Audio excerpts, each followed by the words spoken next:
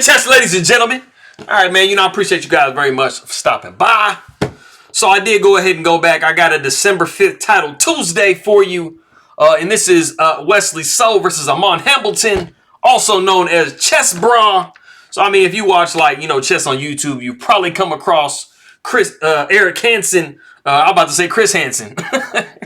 This isn't Dateline. Aman Hambleton, one of the chess bras or whatever. So this is a title Tuesday, like I said.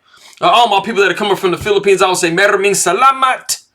But yeah, man, if you guys are ready to go, anybody who is coming from Canada, if you are in the French-speaking section of Canada, I will say merci beaucoup. But man, if you guys are ready to go, man, let's take a look and see what we got for this game, son. B3. I know you guys didn't see that coming. Nah, I'm playing. He played it a lot kind of against Magnus Carlsen when they just played the Champions Chess Tour final. We do see the move E5, definitely one of the most common ways to meet B3. You're basically just saying, bro, I want to try to erect this perfect, beautiful pawn center. So bishop goes to B2. The first thing you really kind of need to do, you can always try to move a pawn to protect, but it's not ideal. So knight to C6 is definitely by far the most common way to try to protect E5. We do see the move E3. We got knight to F6, and then we do see bishop to B5. One of the things about this opening for white is that it has some kind of setup qualities to it. You're basically like, hey, man, I'm going to go B3, bishop to B2, regardless of kind of what black does. I'm going to go E3, I'm going to go bishop to B5 because knight to C6 is almost always going to be coming. You kind of, it's fairly simple to play. There is some theory involved in it, but I mean, you can kind of get rolling, hit the ground running pretty quick. We do see the move E4. E5 pawn was a little bit hit, so we want to try to protect that a little bit. We got knight to E2. We see the move A6, asking Wesley So, I mean, what are you trying to do with your bishop, homie? I mean, you trying to back it up to C4 or what? So Wesley So does capture on C6. We got the D pawn capturing on C6. So we kind of have like a Roy Lopez, exchange variation going on with this specific structure that we see on the black side. We do see knight to G3. We got the move H5. And then we do see knight to C3. H5 really actually comes very much in time because at some point you are really kind of trying to, kick this knight. That is what we actually see later on. But we do see bishop to G4. And this move is just in time because you see that it's starting to kind of heat up on black's poor far advanced pawn. So you definitely don't want to just drop that off the board. So we do see F3 blocking. We got pawn taking F3, pawn taking F3, asking the bishop where it wants to go. And we do see the bishop going to H3. And one of the sneaky ideas of this move is to actually say, hey, man, I want to go bishop to G2. I want to prevent your ability to castle, which is definitely a good thing if you can prevent your opponent from castling. Because, I mean, they're just going to be a little bit more, in danger in the center of the board. And so we don't want to see that. So Wesley So does go queen to E2. We do see the move H4, like I was telling you guys before. And it's crazy because it is the novelty. So you're like, hey, man, I mean, isn't that kind of why you played H5? Pretty much. So, I mean, H4 coming is a little bit of a surprise. But anyway, this is the novelty of the game. We do see knight G to E4. We got knight taking E4. And then the other knight can take on E4. So everything's good with our structure. We do see queen to D7. I mean, this bishop was a little bit lonely over here. So, I mean, you want to try to, defend it some kind of way. We do see rook going to G1. We got long castles by black. And then we do see the move knight to G5 by Wesley So. And Wesley So was like, bro, you do not need double bishops. Do you agree with me? Aman actually in this game, he says, hey, bro, I agree with you. I'm going to go F6. I'm going to allow you to take my, my bishop on H3. My queen's going to take. But for those of you out there that are looking at this position and saying, hey, man, hey, I like my bishops, bro. Like, why am I giving bishops away?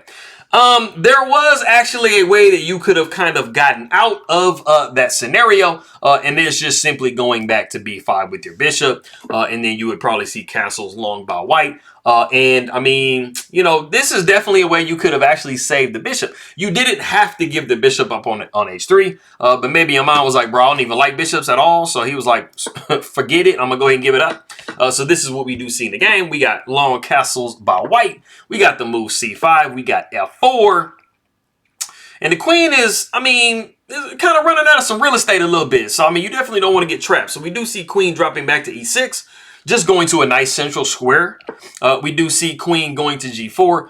and it's trying to, promote either a trade of queens or to maybe, push f5. The only problem with the move f5 is you are very, very seriously hitting this g7 pawn. So you don't necessarily really want to go that move. So we do see queen taking g4, rook taking g4, and then we do see king to d7.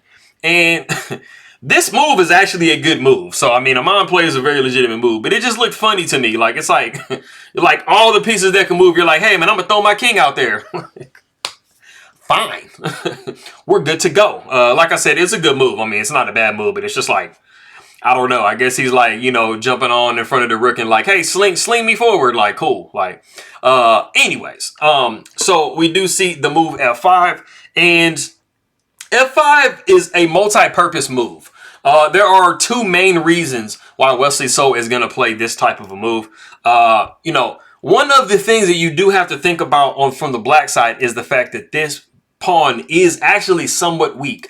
The way to kind of fix it and make it just a little bit weaker is to go this f5. And, you are actually kind of somewhat freezing these pawns in place. So it has some in-game implications, but also on a more deeper tip, it is actually influencing your bishop. One thing you notice for both sides is they have the same color bishop. They both have dark square bishops. So what you will actually be seeing white do is to start trying to put all of their pawns on light squares so that they can maximize the movability, of their bishop. And you're going to be seeing that come up. We do see rook to h5, trying to tickle this f5 pawn, but I mean, we plan on moving e4 anyway. And then we actually have a really nice move by Aman, and that is the move h3.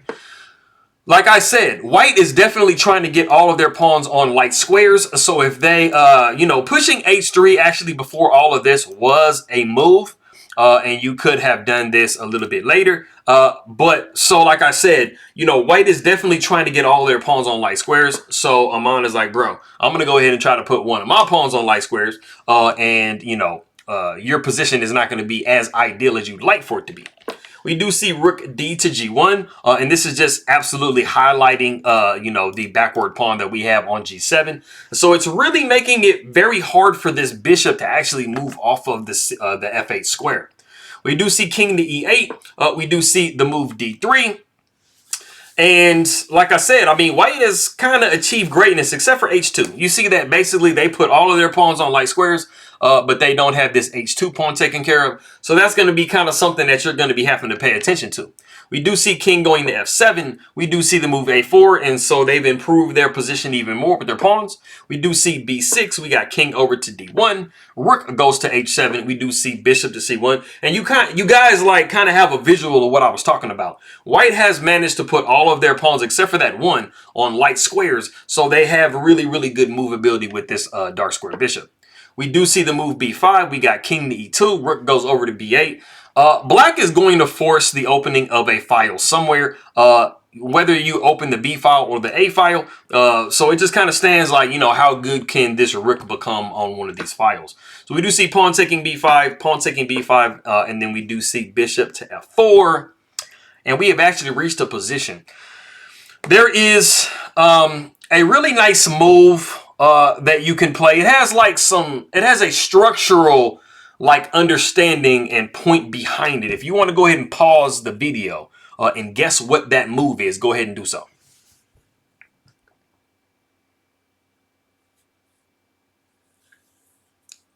Okay, so most of the ideas in this position, if you're black, they either center around defending this pawn or trying to create a lot of chaos over here on this queen side. But the move that I was actually looking for, and there's other moves. I mean, there's rook to b7. You can push c4, like I said. Rook can go to c8. So you can just play very defensively. But one of the really nice ideas is thinking about the fact that black definitely has the worst structure. So what move would you really like to play that would make white make a specific type of a decision? The move that I'm actually looking for in the position, which like I said, it wasn't the only move. I listed off all the other moves, is actually bishop to d6. So you're really asking white, I mean, do you really want to trade my bishop for your bishop? And then it's going to correct my pawn chain, and everything for all intents and purposes are going to be kind of equal. So that is a very nice question that you can ask white if you are black. But we don't see that in the position. We actually see the move rook to a8. And this does somewhat hang the pawn on c7. kind of for free. And Aman is trying to get some activity with his rook. We do see bishop taking c7. We see rook down to a2. But we actually just cover it with king to d2. So, I mean, you're not really kind of getting the activity in the tying down that you really would have liked to with this rook to a2 move. We do see king to e8. We got bishop down to f4. We got king to d7. We see king up to c3. There's really not a whole lot of places you can go with king to c3, though. But, I mean, it's a legitimate move. We got king to c6. We see bishop down to e3. We got king to d6. We see bishop back to f4 with check. The king goes to c6. We do see rook over to d1. We see rook up to h8. And we see rook g to g1. And Wesley So has won this game on time. So, for those of you that might be wondering, well, I mean, what would kind of be some of the ideas going forward in this position? Like, if I was white, you know, I definitely have a good position. I mean, Wesley So is, you know, he's about a +1. I mean, you see that he has an extra pawn, you know, but it's not absolutely winning. But you definitely do want to at least keep one set of rooks on the board, you know, if you are white, because, you know, the drawing chances go way up if you get both of the rooks off the board and you just have bishops, as you guys probably know. So one of the things that black can probably try to do is attack this bishop we got on f4. And you would possibly see bishop to b8. So some of the ideas that you need to be thinking about if you're white in this position is you want to maintain this pawn down here because, like I said, that is like the one somewhat weakness that you have in your position. You also want to hold this square and you want to hold this square. So it might have seemed tempting to say, hey, man, I'm going to go bishop to g3. You know, I'm going to attack this rook, but you do kind of allow the rook to kind of, you know, weasel itself in. And like I said, black definitely wouldn't mind trading rooks. It would actually improve their position. So like I said, bishop to b8. You probably see c4, the idea I was talking to you guys about before, as far as trying to, you know, create a whole lot of chaos, which it actually would. Pawn would probably take, you'd see rook to a3 with check. You would see king to back to d2. Pawn would take on c4. And, I mean, if you don't make the correct decisions here, I mean, you know, you definitely don't want to capture here because you're just going to be shattering your pawn chain. So you would probably see rook to b1, rook going up to h8, bishop to f4, rook to h4, bishop to e3. You know, you're threatening some, you know, rook to b6. So that is just an example of what you could have seen if the game did progress further. But like I said, Wesley So won the game on time. So, I appreciate everybody very much for stopping by. You know, it wasn't like a crazy long game. It would have been cool if it was like more decisive, you know. But anyways, I appreciate everybody very much for stopping by. Maraming salamat aking makaibigan. Magandang umaga. Magandang hapon. And I'm going to see you guys next time.